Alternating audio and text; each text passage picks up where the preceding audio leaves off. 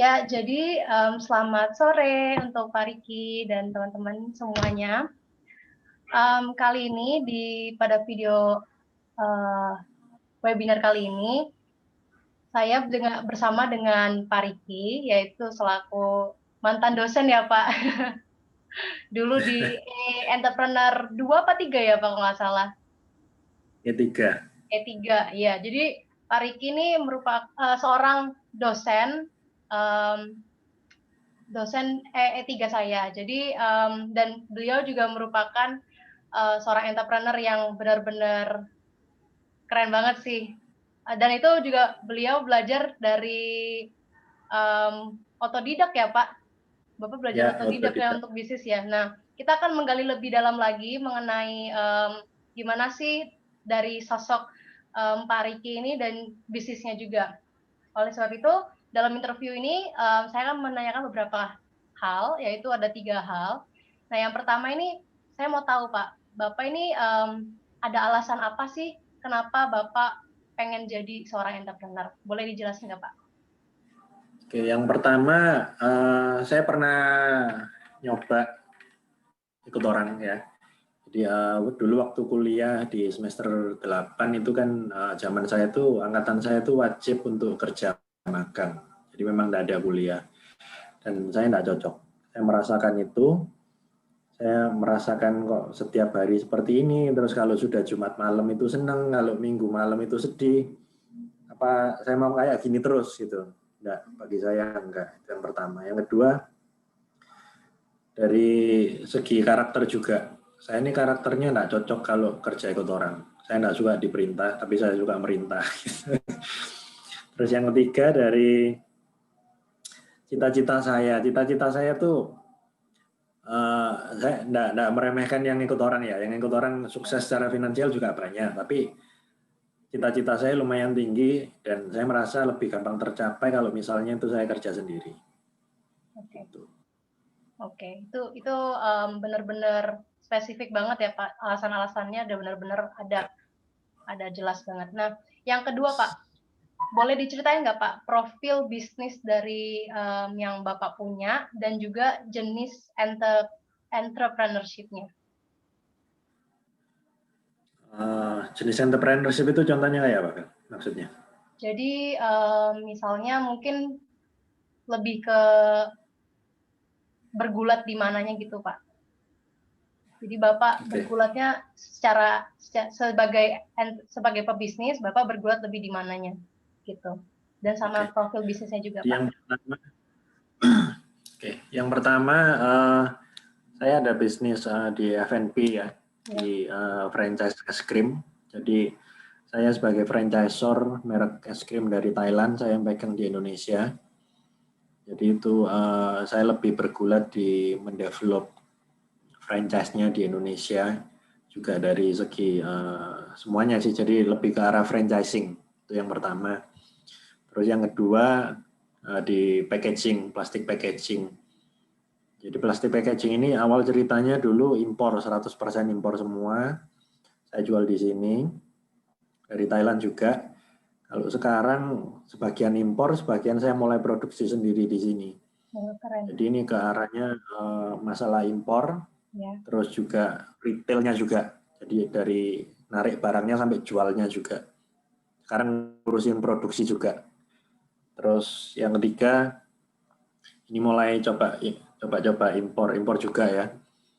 Bahan-bahan makanan dari Thailand, target marketnya khusus untuk orang-orang Thailand yang ada di Indonesia. Wow, oke.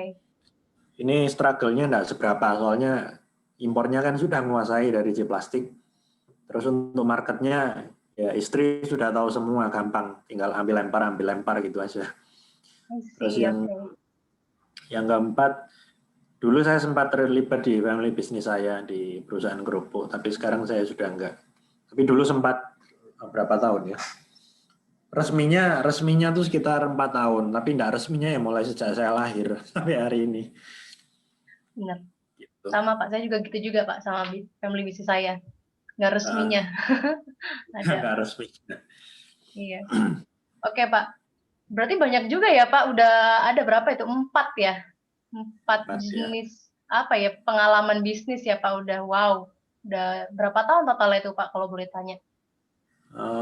Saya lulus, benar-benar lulus selesai meninggalkan kuliah, bantuin kerja itu 2009, 11 tahunan ya. Wow, oke. Keren banget 11 tahun.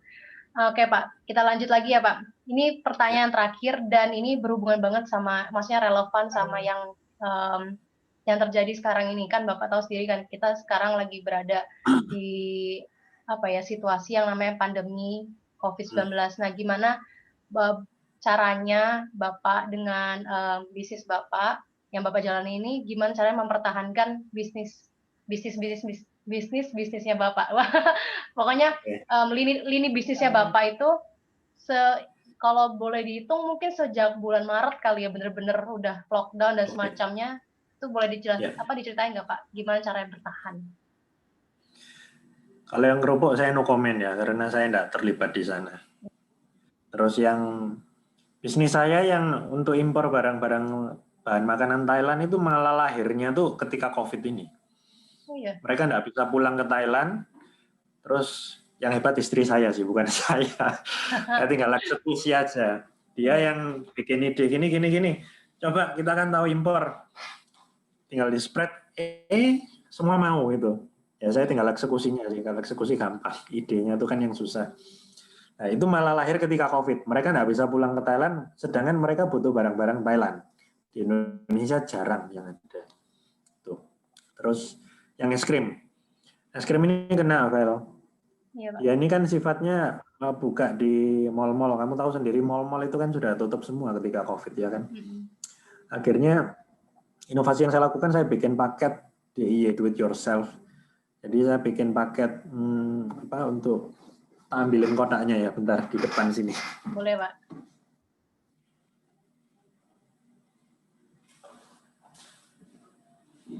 Nah ini. I see, oke. Ini loyang es krim gitu ya. Iya.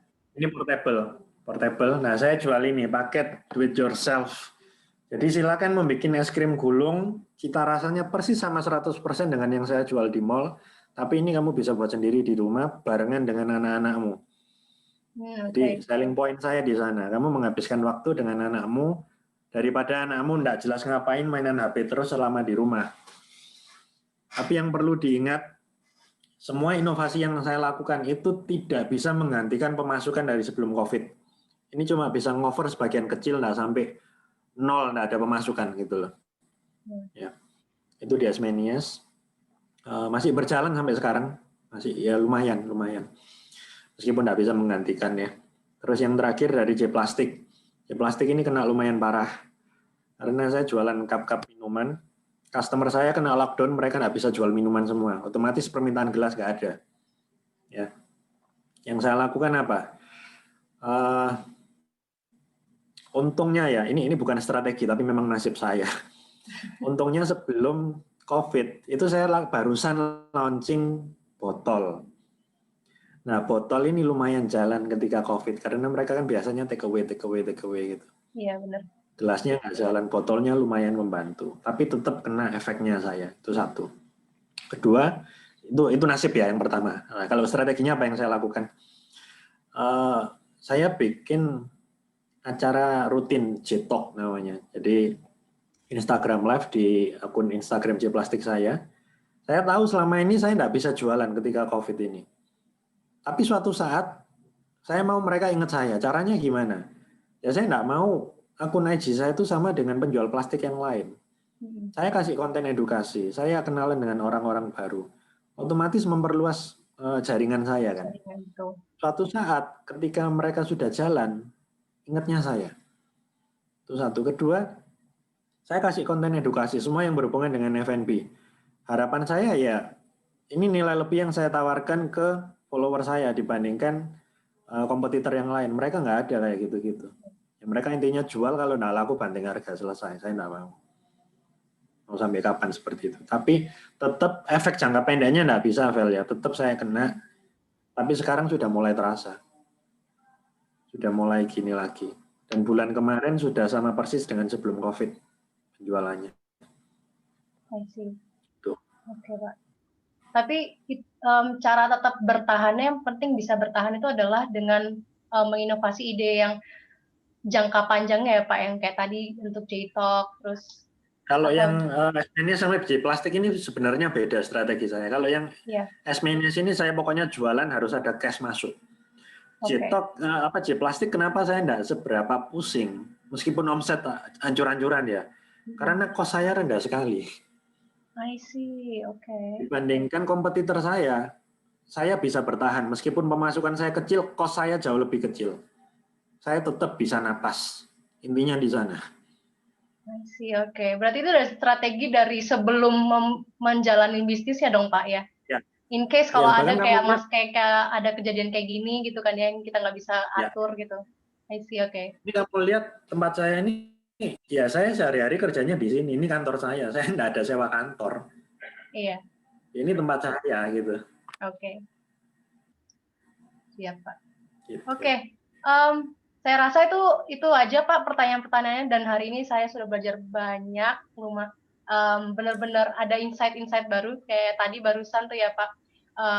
Kalau dikonklusikan benar-benar kita bisa belajar banyak dari Pak Riki. Kalau apa ya, memikirkan sesuatu, maksudnya strategi itu benar-benar top banget, harus dipikirkan dulu sebelum berbisnis. Ada unsur hoki juga ya kali ya Pak.